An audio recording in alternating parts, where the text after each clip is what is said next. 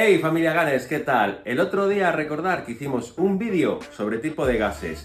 A raíz de ahí os habéis interesado muchísimo sobre el MP7 de Tokyo Marui.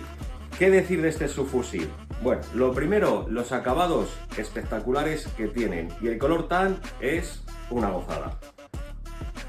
Un grip y una culata extraíble que lo hacen mucho más cómodo.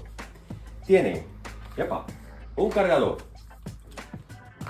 de 40 rondas y luego también os habéis preguntado mucho sobre qué gas debe de usar. Bueno, nosotros desde aquí recomendamos los siguientes.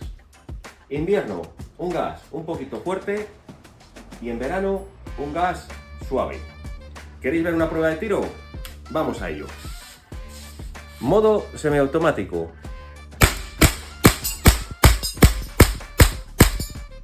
Modo ráfaga. Bueno, bestial, ¿no? Lo dicho, si queréis uno, correr, que vuelan. Nos vemos aquí en VS Gun.